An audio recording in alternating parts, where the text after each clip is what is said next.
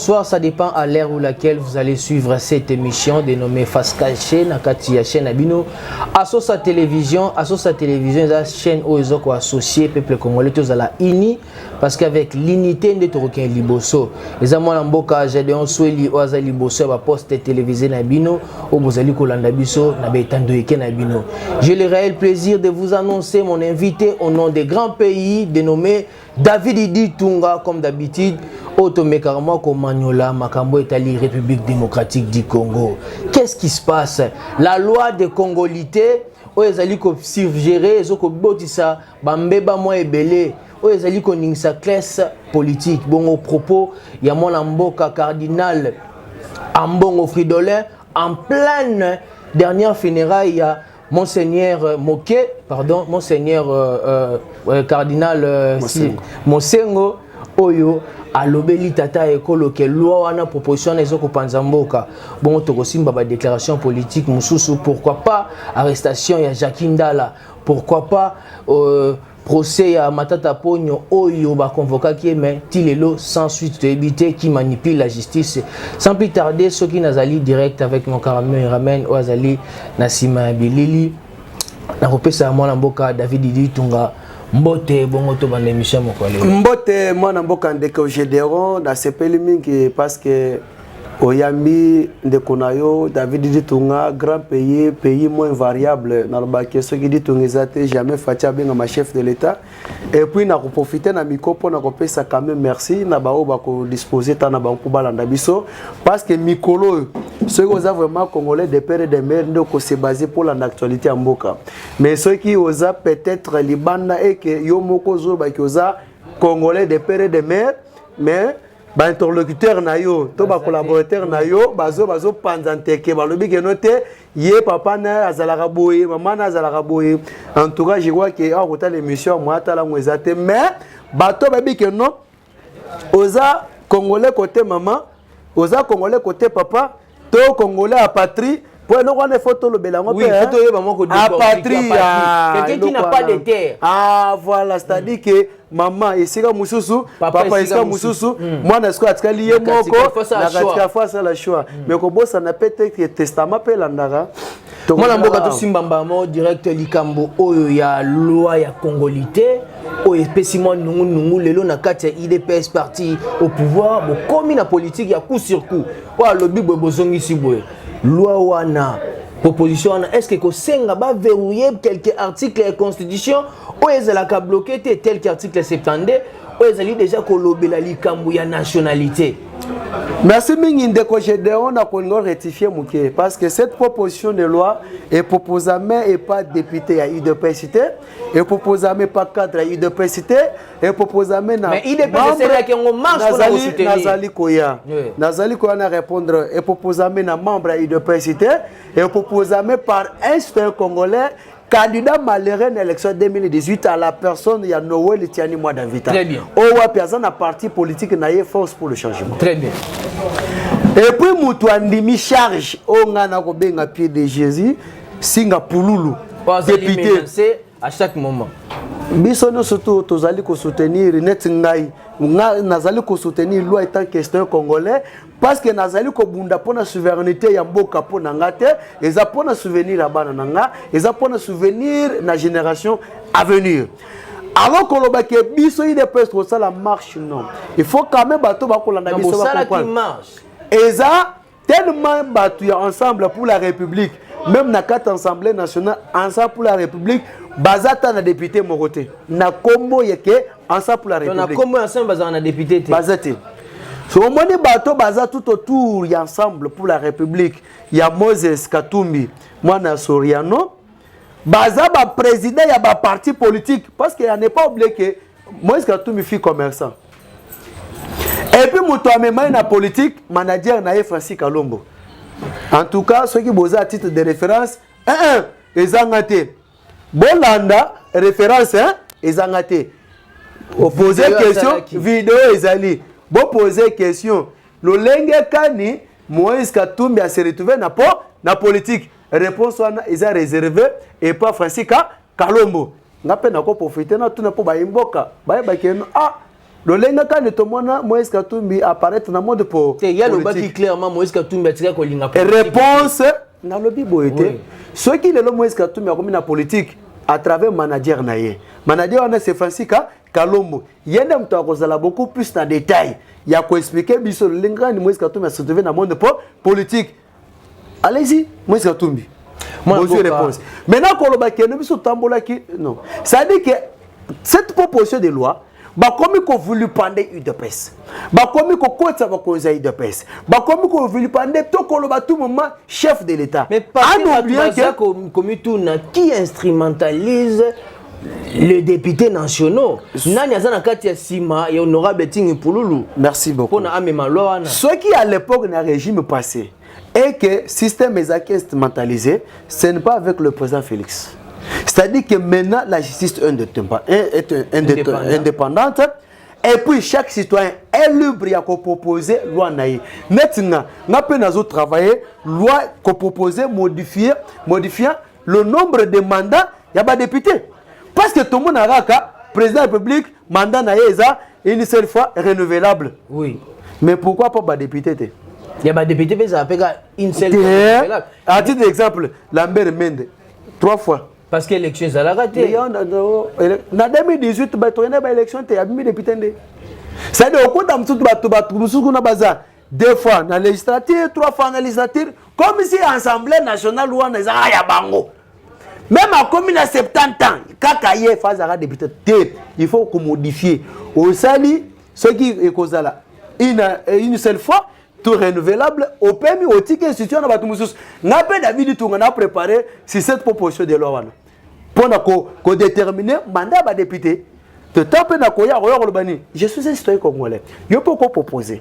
De quoi je filme, je peux proposer. Ça dit, on peut pas proposer. Parce qu'ils ont donné toute garantie la conscience pour Nabiso. Alors, tant que tout le monde dit que non, comme à tout moment, parce que l'IDPS est un parti politique de qui ils sont mis dans le président d'un parti politique pour composer un parti politique. Non. l'IDPS a été 35 ans. Pour que M. Babak Sami a 2 ans. Pour baser là-bas allié, pour pas qu'on peut leader d'opinion, pour pas y banger sur les plans politiques. Soit va s'attacher à l'IDPS, banga bayi banate. Owe bisanga te geno de liste sanga biso te galega na IDPS. Owe bisanga te Olivier Kameta to lega na IDPS. Owe bisanga te geno de kona biso Fonis oya ya nani mwana mboka olenga koy. Alega pa na IDPS. Do batwe belo lelo bakomi kumbenga ba leader d'opinion nani Domindo Ngala likana IDPS Frank Diongo batuno na pobazo a gas sur le plan politique faut likana IDPS mais lelo que mwana mboka azui makanisa proposer pour ko sauvegarder souveraineté ya mboka et bakomi ko ndesa IDPS en tout cas nde force du progrès et le président parlementaire de dont je suis membre je suis aussi na kat na bango ba que non trop c'est trop IDPS à l'état dans l'opposition yeboko pendant 35 ans. Je dis bien, pendant 35 ans. Il y a beaucoup. Sans que Baïlie Basal. Sans que Baïlie Basal. Tant que il mène l'IDPS dans les bons, pour accéder dans ma statistique suprême, ne pas qu'on s'allie. Tout ça qui n'a pas ça ni n'a mutu moroté. Alors, tant que ça dit côté là-bas paramètres nous sont et que le long mutu alinga alinga craché liti ya ban de konabiso toi craché na liwa ya ban de konabiso batumba na permanence. En tout cas, on ne peut pas nous laisser faire. Parce que nous sommes un grand parti politique. Il n'y a aucun parti politique en République démocratique du Congo. On constate la face de l'IDPS, de Toubakino. En tout cas, cette fois-ci, Tokolingate. Pour ne pas oublier. Régime passé, Moïse Katumbi Azaki exilé politique. Mais ce le lot Azongi Namboka, c'est grâce à président Félix. Merci mon Namboka. Et puis biso tozali ko souhaiter tout le monde Moïse Katumbi na 2023 la candidat na l'élection parce que Azo Fimba Kekele. Merci mon Namboka David Litunga, mais sans oublier que l'union sacrée ezo courir na perte morobo totale parce que l'union sacrée ezali force na bino morote aussi ko regorger toutes les forces pour créer union sacrée. Et Moïse Katumbi a parmi les grands leaders qui ont créé union sacrée, bien qu'il y ait décortiqué des langues alors sur le but était un député mongoté à parti politique n'est pas regroupement mais ça fait un maudit président d'un parti politique bah c'est une force foutre la bombe caution ndenge bino mobolo ba okoki koloba bon te yonde mutobi ka foutre ba caution ba caution na mnoko ngate soki ba bendani okoki koloba boni merci mingi ndeko na ngai il faut chango na mutu na yo hein et tokei na ba élection en 2018 au mona ki ata mukolo moko te Moïse Katumbi asali campagne pour être voter président Félix na suki kawana na boko ta makambo soso donc oboza na kanda na lobi boye na 2018 moment campagne Moïse Katumbi za na tana vidéo moko te oyebisanga benga na province Songolo pakala ke bo voter président Félix tokei na ba campagne président Félix abimi chef de l'état et puis makambo bango bazolinga basala non on n'a pas peur de rien. Conséquence ya coalition FCC cash bango nde bakotirer yango mais bazaki comprendre yango ni mboka bwana FCC non parce que s'il vous plaît mon frère nazolo baboye bato basali que non mariage ya FCC eza ressources eza peuple congolais non moi na mboka tolo ba na lobi boye ndeko Gédéon na lobi moi mboka David balobesa ya ngai ponga mkolo plateau moi mboka David mais ba réponse c'est ça eza yo ngana kotuna mituna moi mboka kotia peuple na moi trouba douter yebisa peuple vérité sur le plan administratif na sur le plan ya droit crise ezalaki komona na crise politique mais crise pénale normalité pona ko dissoudre parlement ezalaki te moi ezalaki te et sengaki ka ko réunir ba force ko changer tendance le ba boso na ba nyoso ba pona ko luka ko mettre fin na coalition FCC cash. C'était l'engagement du peuple congolais qui président Félix confiance pour le chef de l'État. Maintenant, s'il vous plaît, Nazoya, maintenant, pour nous na ba institution, l'Assemblée nationale, pour être quoi sa bureau mabunda, c'était question ya conscience ya ba député. Oh ba ebi que non, o ici ka biso toza na mission au peuple atinde libiso pour vite quoi accomplir. Parce que en 2023, tu causes la redevable liboso na bango. À titre d'exemple, ndeko Gédéon. Au bando on a permanence na biso na IDPS. Bando mon neto on pesa ba déclaration pour na mettre fin na coalition FCC cash. Ndeko Gédéon, soko bimisi ba émission nyoso tout au salanga na yo.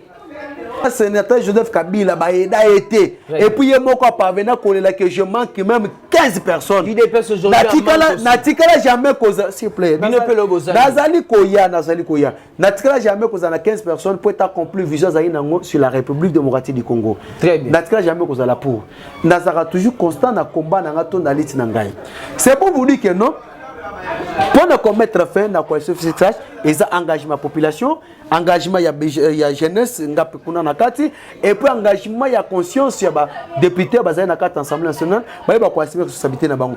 Maintenant coalition nani maintenant quand on parle de l'union sacrée, ndeko Gédéon, l'union sacrée on n'a pas un contrat ou bien nani engagement moko ba accord moko bo exact pour même ata FCC gage to trola pe mon ngote. Les chefs de l'État bengisaki ba tendance nyo soto. Si les plans sont na côté na ba société civile, batna batwaki na ba cahier de charge na bango. Kolobate kaka ensemble ya Moïse Katumbi ne mutayaki. Non, parce que après avoir kokuta na Moïse Katumbi, batupe ba président ya ba parti politique ba ndimi côté ba parti na bango et pas Moïse Katumbi pourvu que basa la force ensemble pour la République. Ayabaki pe bango. Et puis pour la connexion que non, le président Félix Azali toujours qu'on demeure dans 4 valeurs. Après consultation nationale, tout ce que le commun n'a MLCB cité, INCB cité, contrairement à la concertation nationale, il y a certains Joseph Kabila à l'époque. C'est pour vous dire que non, il n'a qu'à tirer les conséquences. Papa, ce qui va balongo dans sa union sacrée, balongo. Avenir, s'il vous plaît. Est-ce que les Congolais basara bango? Majorité za basculer. Majorité basculer. Est-ce que les lots et kozalanga surprise na mona Moïse Katumbi à rejoindre PPRD et kozalanga surprise na mona Francis Kalomba à rejoindre PPRD et kozalanga surprise na mona Adolphe Muzito à rejoindre PPRD parce que sa famille bazalanga déjà depuis quand et vous allez quoi surprise. Très bien. Moi on a souka une question de la fin avant Tokabwana à ce qui concerne le propos de président national, il y a Ligue des jeunes, il y a Ensemble pour la République, ezali à Mboka Moïse Katumbi. Mboka o asili ko kangama à cause ya ba propos asili ko loba ete toyebi ndaku tolanda ndaku honorable ting tolanda ndaku ya Noël Tchani ko loba boni pona ba propos wana nyoso na likambwano lobi parmi ba menaces na pe ditunga nazali. Je crois que na ba émission muso bat balaninga na pesa qui va même numéro comment menacer ba vie na biso ya bana et tout consort ndeko na koko ebisa yo en tout cas, on a problème, nga David Tunga mikolo na zo vrai pièce contre pièce. On croit qu'il kotourne na Francis Kalombo et biso que non, après ça yo nationalité, ya mama ya Moïse Katumbi. Alors ben na image. Ah, on a réponse na pesi biso. OK. Sikoyo na koki kozongisa mukesima. Ndeko Jakindal. Maintenant si ya Jakindal le bandi le loté. Obi mukolo ndeko na biso Fali Poupa. Azoka engagement. Peut-être abeta na Bercy na poto. Alors baranine, il faut un kamikaze à qui a déposé même bombe pourvu que bateau baroya basanine bakufa. Quoi appeler bateau na incitation à meurtre. Il y a des infractions. Si vous prenez makambo question to poser na ndinga kangami, wana ezangate. Ye moko ndeko Jakinda la rebise que non.